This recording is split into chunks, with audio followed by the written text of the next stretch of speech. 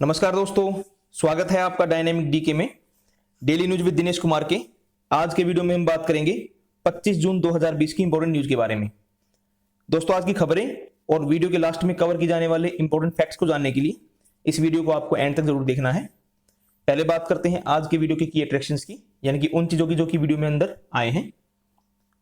हमारे आज की वीडियो में New Space India Limited, Reserve Bank of India, SIDBI, National Commission for the Backward Classes, ONGC, GAIL India Limited, Indian Council of Medical Research, NCERT, India Meteorological Department तथा Bombay stock exchange जैसी संस्थाओं का जिक्र आया है, जिन्हें मैंने ब्रीफ इंट्रोडक्शन के साथ स्लाइड्स में अलग कलर से हाईलाइट कर दिया है।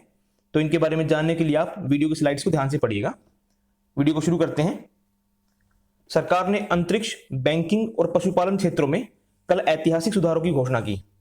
प्रधानमंत्री नरेंद्र मोदी की अध्यक्षता में हुई कैबिनेट की बैठक में देश में अंतरिक्ष के क्षेत्र में निजी क्षेत्र की भागीदारी को बढ़ाने का निर्णय लिया गया।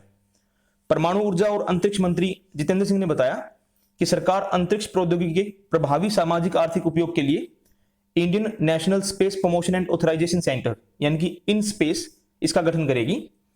डॉक्टर जितेंद्र सिंह ने कहा कि जो सार्वजनिक क्षेत्र का उपक्रम हमारा है न्यू स्पेस इंडिया लिमिटेड, वो अंतरिक्ष क्षेत्र की गतिविधियों को नया रूप देकर इसे आपूर्ति आधारित मॉडल से मांग आधारित मॉडल में बदलेगा। मंत्रिमंडल की बैठक के बाद सूचना और प्रसारण मंत्री प्रकाश जावड़ेकर ने कहा कि इससे अंतरिक्ष क्षेत्र की उपलब्धियों उनका अधिकतम उपयोग सुनिश्चित किया जा सकेगा। श्री जावड़ेकर ने बताया कि शहरी सहकारी और बहुराज्य सहकारी बैंकों को रिजर्व बैंक की सीधी निगरानी के तहत लाया जाएगा।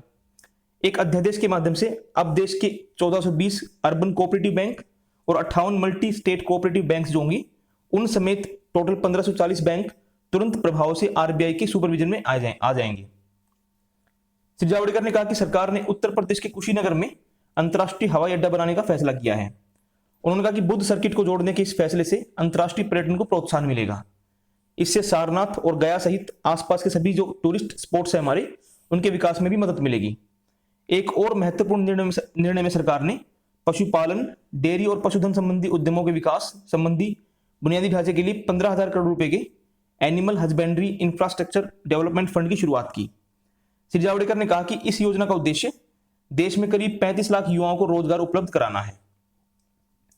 योजना के तहत बैंक संबंधित क्षेत्रों में उद्यम शुरू करने के लिए 90% तक ऋण देंगे। सरकार ने इस योजना के तहत सभी ऋण के लिए ब्याज में 3% की छूट देने की घोषणा की। यह विकास कोष डेयरी, मांस प्रसंस्करण और पशु आहार संयंत्रों में ढांचागत निवेश को प्रोत्साहन देगा।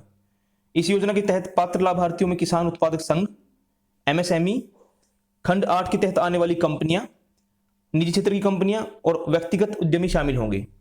श्री जावड़ेकर ने बताया कि सरकार ने मुद्रा शिशु ऋण योजना के तहत करीब 9 करोड़ 37 लाख कर्जदारों के लिए ब्याज में 2% की छूट की घोषणा की है। एक तरह से दुनिया का सबसे बड़ा स्मॉल बैंक लोन का प्रोग्राम है ये। इसके अंतर्गत जिसका 50,000 तक का लोन होता है उसको शिशु लोन स्कीम कहते हैं। 9 करोड़ 37 लाख लोगों को लोन मिला है और इन लाभार्थियों को ब्याज में 2% की छूट की बात हमने की है यहाँ पे। इस योजना के तहत उन खातों के लिए ऋण दिया जाएगा जिन पर रिजर्व बैंक के निर्देशों के अनुसार इस साल 31 मार्च तक और योजना के लागू होने के दौरान कोई ऋण बकाया नहीं है। योजना पर होने वाला लगभग 1542 करोड़ रुपए का खर्च भारत सरकार देगी। ये योजना आत्मनिर्भर भारत के तहत सूक्ष्म, लघु और मध्यम उद्यमों के लिए इस बारे में घोषित उपाय लागू करने से संबंधित है।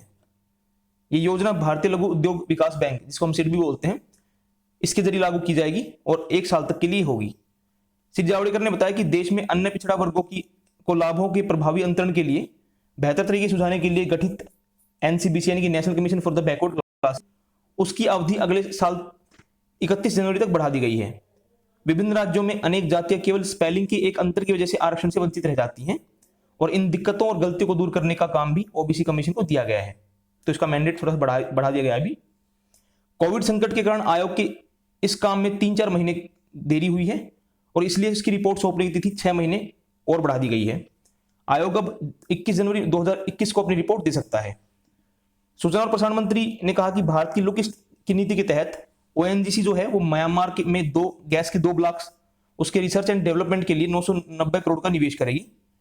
म्यांमार में एक ब्लॉक में कोरिया, भारत एवं म्यांमार के कंसोर्टियम द्वारा संयुक्त रूप से 2002 में काम करना शुरू किया था और पिछले कुछ सालों में वहां से गैस आने लगी है।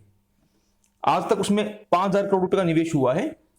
गेल इंडिया लिमिटेड ने भी उसमें निवेश किया है और उसके पहले प्रोजेक्ट श्रेय ने केवल गैस, उससे न केवल गैस आना शुरू हुई है बल्कि 2014 में पीक पर भी पहुंच गया था। कुशीनगर हवाई अड्डे को अंतर्राष्ट्रीय दर्जा मिलने से बौद्ध सर्किट का और विकास होगा, जिससे कुशीनगर, सारनाथ, श्रावस्ती, कपिलवस्तु, कौशाम्बी, संकिसा, लुम्बिनी और बोध गया शामिल है और इनमें से 6 उत्तर प्रदेश में है। तो यानी कि जो ये अभी हवाई अड्डा बनेगा तो इससे जितने भी बौद्ध सर्किट में आने वाले स्थान है वो आपस में आसानी से कनेक्ट हो पाएंगे। कुशीनगर बौद्ध का एक तीर्थ स्थल है तथा गौतम बुद्ध ने यहीं पर अपना अंतिम उपदेश दिया था और महापरिनिर्वाण की प्राप्ति की थी। अगली खबर की ओर बढ़ते हैं। एमएसएमई मंत्री नितिन गडकरी ने कल ऋण गारंटी योजना की शुरुआत की। इसका नाम था Credit Guarantee Scheme for Subordinate Debt. इस योजना के तहत उन प्रमोटरों को 20,000 करोड़ रुपए तक की ऋण गारंटी दी जाएगी जो अपने लघु, सूक्ष्म और मध्यम उद्यमों में और निवेश के लिए बैंक से ऋण ले सकते हैं। योजना में चालू लघु, सूक्ष्म और मध्यम उद्यमों के प्रमोटरों को सहायता दी जाएगी जो आर्थिक तंगी का सामना कर रहे हैं और इस साल 30 अप्रैल तक अपने बकाया ऋण का भुगतान नहीं कर पाए हैं। योजना के तहत उद्योगों के प्रमोटरों को अपने हिस्से के 15% या 75 लाख रुपए में से जो भी कम होगा उसके बराबर ऋण दिया जाएगा।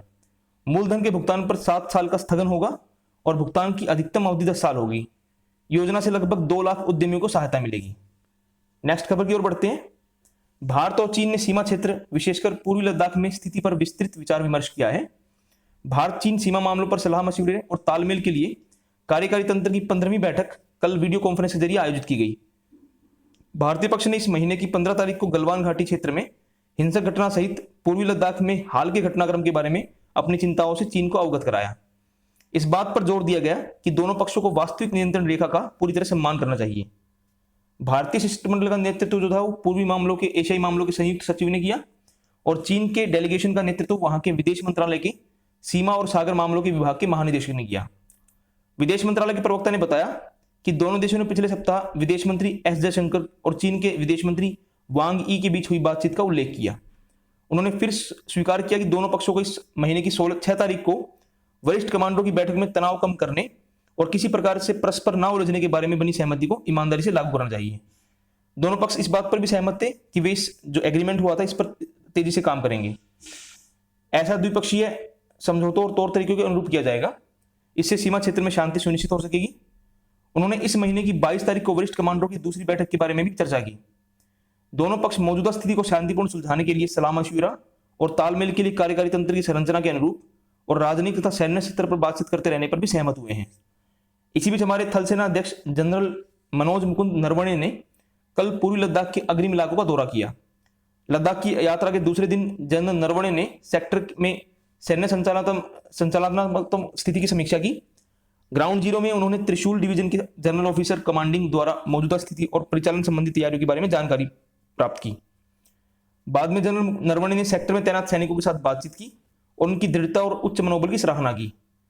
उनके साथ नॉर्दर्न कमांड के General Officer Commanding in Chief Lieutenant General Y K Joshi और Fire and Fury Corps General Officer Commanding Lieutenant General Harinder Singh शामिल थे। बात करते हैं कोविड-19 पर अपडेट की। देश में एक दिन में कोविड-19 की 2 लाख से अधिक सैंपल टेस्टिंग का कल नया रिकॉर्ड बनाया गया। 3 महीने पहले यह आंकड़ा प्रतिदिन 100 मामलों की जांच का था, यानी 3 महीने पहले तक हम हर रोज केवल 100 ही टेस्टिंग कर पा रहे थे और कल हमने इसमें 2 लाख टेस्टिंग करके अपने आप में एक रिकॉर्ड बनाया है। जांच के मामलों में यह उल्लेखनीय वृद्धि अस्पतालों, जांच प्रयोगशालाओं और विभिन्न संस्थानों के सम्मिलित प्रयास से संभव हो पाई है। Indian Council of Medical research ने कहा है कि उसने अब कोविड-19 के नमूनों की जांच के लिए देश भर में 1000 प्रयोगशालाओं की व्यवस्था की है। परिषद ने कहा कि वर्तमान में कोविड-19 परीक्षण के लिए 730 सरकारी और 270 निजी प्रयोगशालाएं हैं, तो टोटल 1000 के आसपास हमारे यहाँ पे लैब काम कर रही है। इस बीच देश में इन्फेक्टेड मरीजों के स्वस्थ होने की जो दर है वो 56.70% हो गई है। अब तक 2,58,685 इन्फेक्टेड रोगी ठीक हुए हैं और पिछले 24 घंटों के दौरान 10,495 रोगी स्वस्थ हुए। वर्तमान में 1,83,022 लोगों का इलाज चल रहा है। स्वास्थ्य मंत्रालय ने बताया कि कुल 15,968 नए मामले आने के साथ मरीजों की कुल संख्या 4,56,183 हो गई है। 465 लोगों की मृत्यु होने के साथ ही मृतकों की संख्या 14,476 हो गई है। बढ़ते अगली खबर की ओर। वेस्ट बंगाल गवर्नमेंट ने राज्य में जो लॉकडाउन था उसको 31 जुलाई तक बढ़ाने का फैसला किया है। मुख्यमंत्री ममता बनर्जी ने कहा कि यह फैसला राज्य में महामारी के मामलों की संख्या में लगातार बढ़ोतरी को ध्यान में रखते हुए किया गया है। नेक्स्ट खबर की ओर बढ़ते हैं। स्वास्थ्य मंत्री हर्षवर्धन ने कल वार्षिक टीबी रिपोर्ट 2020 वर्चुअल आयोजन में जारी की। इस रिपोर्ट के अनुसार 2019 में टीबी के 24 लाख से अधिक रोगी दर्ज किए गए, जो कि 2018 की तुलना में 14% अधिक है। आगे बढ़ते हैं। हमारे रक्षा मंत्री राजनाथ सिंह ने कहा है कि भारत और रूस के संबंध विशेष सामरिक साझेदारी पर आधारित हैं। उन्होंने कहा कि रूस ने आश्वासन दिया है कि दोनों देशों के बीच मौजूदा सैन्य अनुबंध जारी रहेंगे और कुछ मामलों में इन्हें कम समय में आगे ले जाया जाएगा। परसों मॉस्को में रूस के उप प्रधानमंत्री यूरी बोरिसोव के साथ बैठक में श्री सिंह ने बात कही थी। रूस की 3 दिन की यात्रा पर गए रक्षा मंत्री ने कल विक्ट्री डे परेड में हिस्सा लिया। उन्होंने बताया कि भारत की तीनों सशस्त्र सेनाओं के दस्ते का भी परेड में शामिल होना गौरव की बात है। श्री सिंह ने कहा कि उनकी मॉस्को यात्रा कोविड-19 महामारी के बाद किसी भारतीय प्रतिनिधिमंडल की पहली विदेश यात्रा है। अपनी यात्रा को विशेष मैत्री का परिचायक बताते हुए श्री राजनाथ सिंह ने कहा कि कोविड महामारी की तमाम कठिनाइयों के बावजूद भारत और रूस के द्विपक्षीय संबंध विभिन्न स्तरों पर अच्छे हैं। उन्होंने कहा कि रूसी उप प्रधानमंत्री के साथ उनकी बैठक में भारत रूस रक्षा सहयोग की समीक्षा की गई और इसे और आगे ले जाने पर चर्चा हुई। बात करते हैं वंदे भारत मिशन की। वंदे भारत मिशन के तहत 4 उड़ानों के जरिए 699 लोग शारजा, यूक्रेन के कीव और ओमान के मस्कट से कल शाम बिहार के शहर गया पहुंचे। ये लोग लॉकडाउन की वजह से उड़ानें बंद हो जाने के कारण फंसे हुए थे। नेक्स्ट खबर की ओर बढ़ते हैं। विदेश मंत्री सुब्रमण्यम जयशंकर ने कहा है कि देश में पिछले 6 सालों में पासपोर्ट जारी करने की जो प्रक्रिया है वो पूरी तरह बदल गई है। उन्होंने कहा कि मंत्रालय ने पासपोर्ट सेवा को सुगम बनाने के लिए कई महत्वपूर्ण पहल की हैं और इसे काफी आसान बना दिया गया है। इसके लिए प्रस्तुत किए जाने वाले दस्तावेजों की संख्या भी बहुत कम कर दी गई है।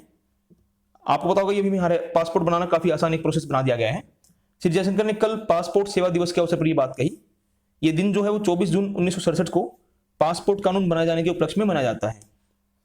नेक्स्ट खबर की ओर बढ़ते हैं। हमारे एचआरडी जो मंत्रालय हमारा है उसने वर्ष 2020-21 के लिए एनसीईआरटी के लिए एक रोड मैप तैयार किया है। इसके तहत एनसीईआरटी को इस साल अक्टूबर तक पहली से 5वीं कक्षा तक और अगले साल मार्च से 12वीं की कक्षा के लिए प्रत्येक विषय को पढ़ाने के लिए इंफोग्राफिक्स, पोस्टर और प्रेजेंटेशन तैयार करने के लिए कहा गया है। इसके अलावा कक्षा 1 से 5 तक के लिए ऑनलाइन टीचर ट्रेनिंग कोर्स इस साल दिसंबर तक और कक्षा 6 से 12 के लिए जून 2021 तक तैयार करने को कहा गया है। नेक्स्ट खबर की ओर बढ़ते हैं। मानसून के दिल्ली में पहुंचने से कल कई स्थानों पर भारी बारिश हुई। हमारे IMDN की मौसम विभाग के अनुसार मानसून दिल्ली के पास पहुंच गया है और राष्ट्रीय राजधानी में आज कई स्थानों पर भारी बारिश होने का पूर्वानुमान लगाया गया है। बढ़ते आज की नेक्स्ट खबर की और लास्ट खबर की ओर। बॉम्बे स्टॉक एक्सचेंज का सेंसेक्स जो था वो कल 561 अंक कम होकर 34,869 पर बंद हुआ। निफ्टी में भी 166 अंक की गिरावट आई और ये 10,305 पर बंद हुआ। दोस्तों ये थी आज की खबरें। बात करते हैं आज के स्टैटिक फैक्ट्स के बारे में। आज 25 जून है। 25 जून 1678 को एलना कोर्नारो पिस्कोपिया जो थी वो किसी विश्वविद्यालय से डॉक्टरेट की उपाधि पाने वाली पहली महिला बनी थी। 25 जून 1867 को अमेरिका के लुसियन बी स्मिथ को पहले बार्ड वायर का पेटेंट प्राप्त हुआ था। 25 जून 1950 को नॉर्थ कोरिया के दक्षिण कोरिया पर हमले के साथ कोरियन वार की शुरुआत हुई और यह युद्ध जल्द ही अमेरिका और सोवियत रूस के बीच एक छद्म युद्ध में बदल गया। आखिरकार 27 जुलाई 1953 को एक शांति समझौते के साथ इसकी समाप्ति हुई।